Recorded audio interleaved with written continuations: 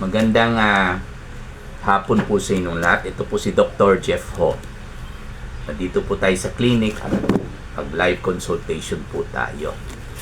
At bahala na rewind ito kasi nakapag-post na po ako ng video noon tungkol sa dengue fever. No?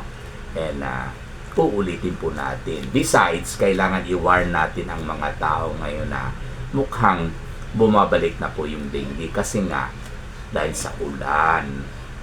Siyempre, hindi dahil sa ulan, sa totoo lang. Kasi kung isisi natin yung ulan, naku, kaninong kasalanan yan? Panginoon. Bakit hindi pwede yung ulan? Yun nga. Pag nilikha ng Panginoon, 101%, hindi yan ang kasalanan. Kasi nilikha ng Panginoon yan Okay? Meron bang ilikha ang Panginoon para lang na maagrabyado ang mga tao? Hindi ganyan ang ating mahal na Panginoon. Ano yun? Ano ngayon sa ulan? Binanggit mo kasi, Dok, ulan Kasi po, pag umuulan, anong mangyari? Siyempre, number one, yung kanal. Ayun. So, lalo yung kanal na maraming basura. Kaya, yung tubig, pag umulan, okay lang, tuloy-tuloy. Pag flowing ang water, walang tsansa na mag-breed ang mosquito. Ayun. Pag flowing, what if kung tumigil yung ulan at mga basura hinarang doon banda, dito yung tubig naging stagnant or hindi gumagalaw, dyan mag-breed ang mosquito. Yun, number one. Number two, syempre yung mga halaman, may mga flower pots dyan na walang butas sa ilalim, napupundo yung tubig dyan kahit may lupa. Siguraduhin ninyo na i-check po ninyo yung mga flower pots ninyo na kung meron bang napupundo ng tubig. Kung meron, hindi pwede. Kailangan lagyan niyo butas sa ilalim. Pangatlo, yung mga gulong, ligid, tires. Yung gulong, yung kahit sana nilalagay yung gulong, di ba? Minsan nakatayo yung gulong. Syempre, sa ilalim, doon magpundo yung tubig. Doon mag-breed yung mosquito. O kaya nakahiga yung gulong, ang ligid ba sa Bisaya. Syempre, magpundo yung tubig. Doon mag-breed yung mosquito. Kaya paki-check ninyo. Kasi talagang usong-uso na ang dengue. At delikado. Kasi uso rin ang krisis ngayon sa bulsa. Kaya bawal magkasakit. Okay? So ngayon, meron tayong pasyente sa harap ko. Ayaw magsama sa video kasi mas gwapo daw ako. Baka matalo yung pagkagwapo niya. So anyway, nagpunta siya dito kahapon.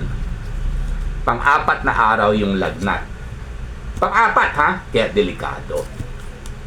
Pero hindi porket sinabi ko pang-apat, lahat delikado. Hindi.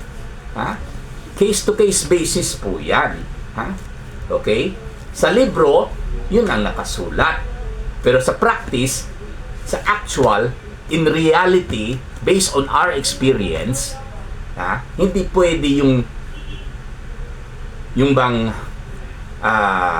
gawin natin rason na ipapakonfine ang pasyente. Kasi nga, sabi ko, krisis, mahal ang ospital. Pero, kadalasan, pag ika-4 na araw na lagnat ng dengue, na may lagnat pa rin sa ika-4 na araw, medyo delikado na.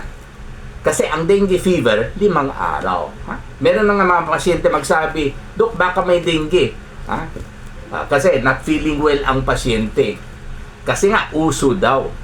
Okay? Pero, pangalawang araw, matamlay. Pag tinanong natin, may lagnat ba? Wala man, Dok. Paano magkaroon ng dengue fever? Wala naman fever. Wala naman dengue fever na walang fever. Pwede, may fever sa umpisa, pero dapat 5 araw lang po yung lagnat. Okay? At kadalasan, after sa ika-5 araw ng lagnat, sa ika-6 na araw, wala na yung lagnat. At pag buhay pa po yung pasyente, walang lagnat, makatayo, makausap, at kumakain, lusot na siya. Hindi po totoo. In my experience, I'm sorry, I'm not trying to contradict kung anong narinig ninyo sa iba. In my experience, never ako nakainkwento ng pasyente na nawala yung lagnat, okay, at nag-shock. Okay? Kasi ang dengue fever po, pag mag-shock ang pasyente, tuloy-tuloy yung lagnat.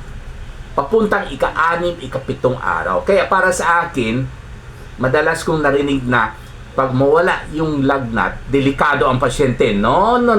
That's not the case. In fact, sa pasyente natin, kahapon, nandito siya. Kahapon, ika-5 araw sana ng lagnat niya. Bakit sinabi ko sana? Kasi kahapon, wala na siyang lagnat. Okay? Pero, dahil sa mababa ang kanyang platelet count at mataas ng kanyang hematocrit, kahit anong result sa dengue fever test or dengue test, kasi hindi ako masyadong niwala sa dengue test. Ang dami tayong pasyente na meron dengue pero negative sa dengue test. May mga pasyente tayo na talagang dengue sa clinical picture, pero pagdating sa dengue test, negative. So talagang hindi ako nag-request ng dengue test. Bukod sa napakamahal. Because as I've said, and I'm gonna say it again, sa practice po natin, hindi talaga ako nag-asa sa laboratory test. Ang kailangan, kung anong reklamo ng pasyente, kung anong na-examine natin ng pasyente, at kung anong nangyayari sa pasyente araw-araw. Okay? So, ang pasyente natin nawala na yung lagnat niya kahapon, pero ang kanyang platelet kahapon,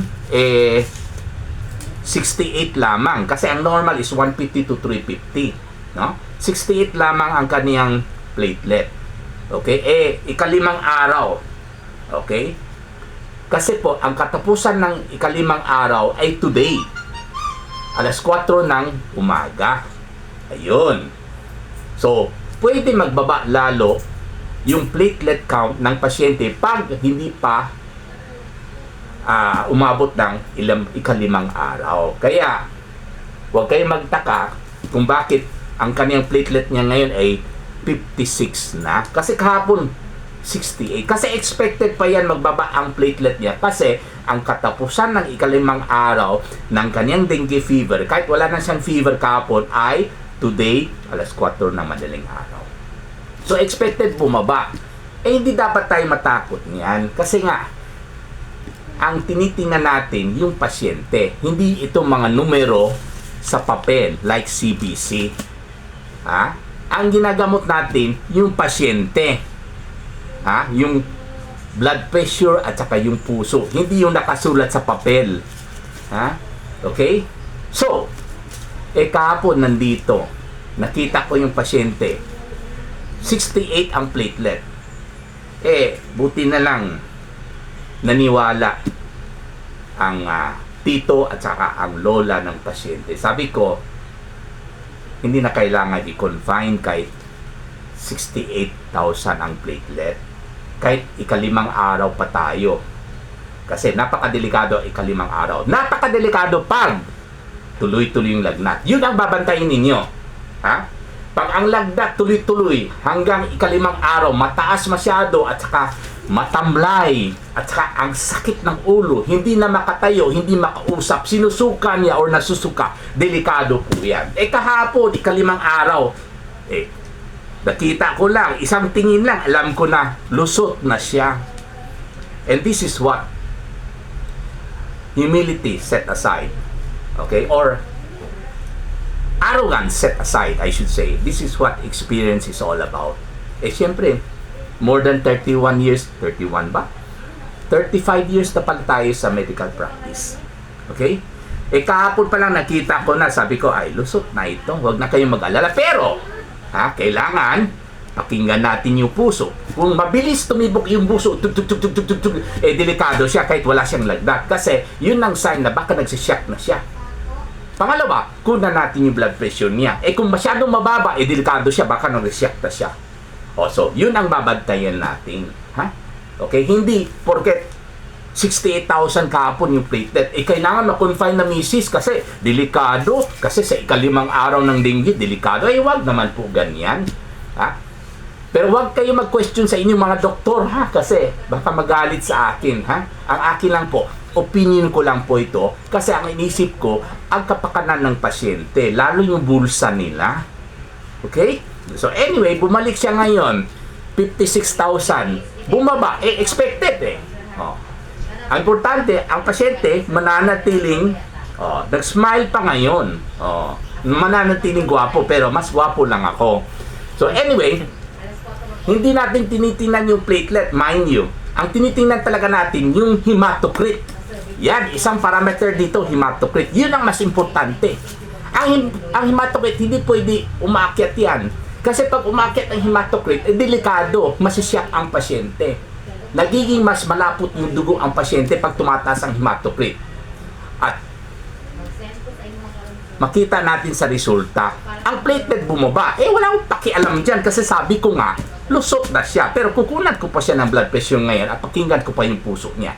Ha? Pero ang hematocrit niya, kahapon 51, 51. Ngayon bumaba, 49. So, ibig sabihin, hindi siya magsisyak. Okay? So, yun ang tinitingnan natin, yung hematocrit. Bahala na bumaba yung platelet kasi expected ga kasi hindi pa lumampas ng 5 araw. Kaninang umaga pa lumampas 4 a.m.